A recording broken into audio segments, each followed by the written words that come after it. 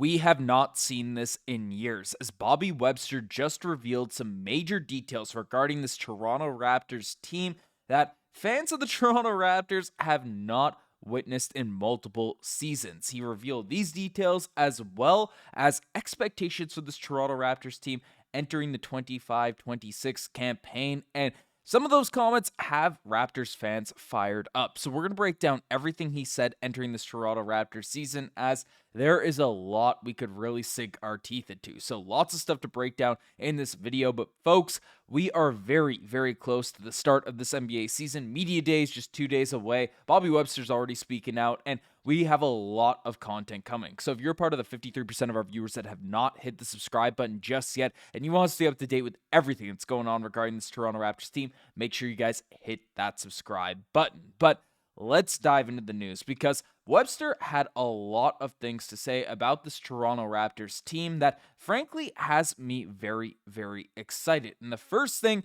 that we have not seen in multiple seasons, that, coming into the season, game 1, game 82, whatever it is, Raptors fans have not witnessed this team fully healthy. And we got some major updates and insights on what's going on. The first thing that I'd want to get out of the way is Webster says that all Raptors players are healthy and available coming into training camp next week. Specifically, Brandon Ingram is healthy. So there aren't any nagging injuries.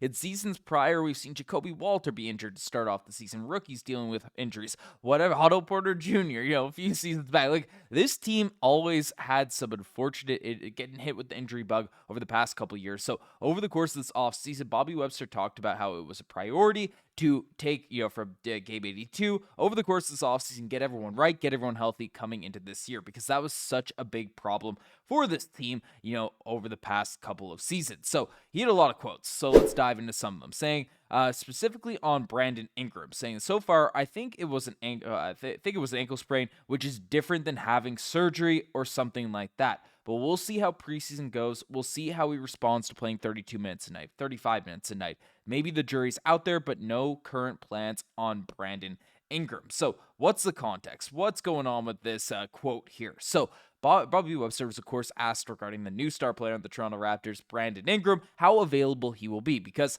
after trading for him, leading into this year's previous season's NBA trade deadline, Brandon Ingram did not play a single second yet for the Toronto Raptors because of this ankle sprain. He has a history with injuries, so people are looking at this and saying, hey, is Brandon Ingram going to be on a minutes restriction? Is something going to be going on there? And Bobby Webster didn't say imminently, for sure, 100%, hey, he's playing full tilt minutes, going all out, but he did say that there are no plans to give him any restrictions or limit his actual production out there on the basketball court heading into this year. Of course, they're going to monitor things, and if he, is in a situation where he needs to be rested, they'll monitor it and play that day by day, but currently there are no current injuries on the Toronto Raptors, and no plans to really rest or hold Brandon Ingram out because of this ankle injury. So that is very, very good news, because we heard over the course of the summer some developments regarding Brandon Ingram's injury situation, which were a little bit concerning, because I think a lot of people thought after last season, given the take, given how bad the Toronto Raptors were in these previous years, right, that Brandon Ingram not playing was more of a product of the Raptors trying to get a better draft pick rather than this team,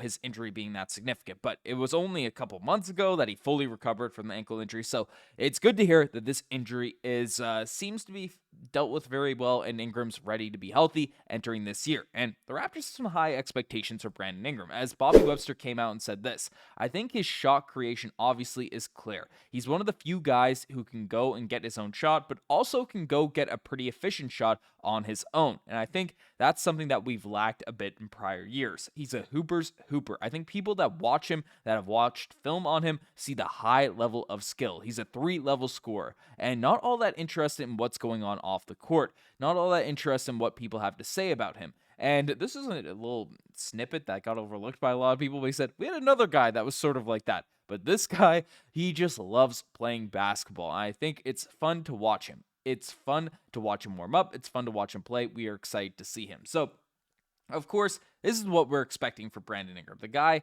is, a bucket getter. He's a hooper super, 22 points per game, 5.6 rebounds, 5.2 assists last season. Brandon Ingram is elite.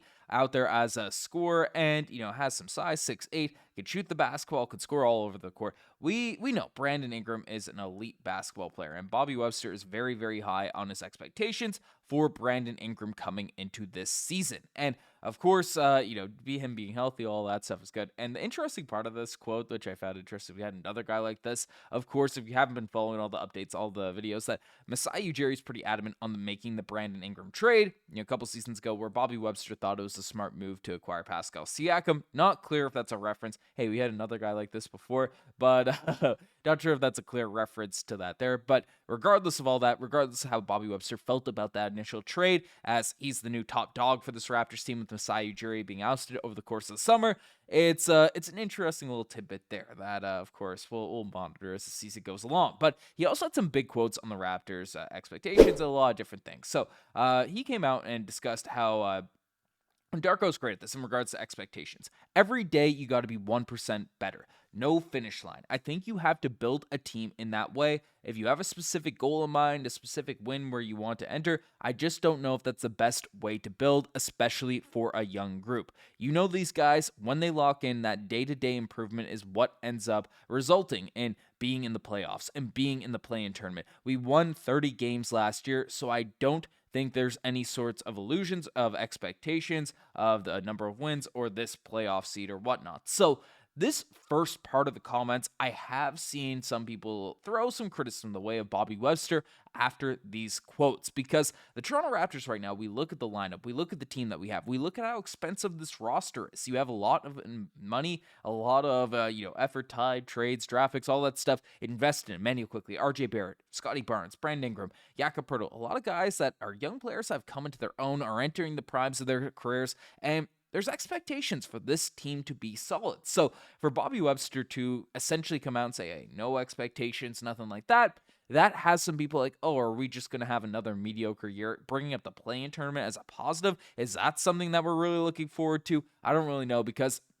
when you have a young team, a bunch of cap space, it's like, okay, you can kind of build in. The Raptors cap situation right now is heavily invested in this group. So this doesn't work out. If you don't have the expectations to be a playoff team, being motivated and all that type of stuff, then that's something where you look at, it's like, okay, are we really on the same page with the timeline, the building, and all of that entering this season? But he did come out after say, essentially that, but it's really like, we'll see. You'll see in training camp. You'll see how preseason evolves. We feel this summer's been incredible for these guys. Brandon's healthy with the starting group. We really haven't seen play together. A lot of things that suggest we will be competitive, but we haven't put that full season together yet. So while he's coming out, and I don't want to say dampening expectations, but not coming out saying, hey, playoffs is the goal. It's a playoffs are must. We have this ambition. We have this.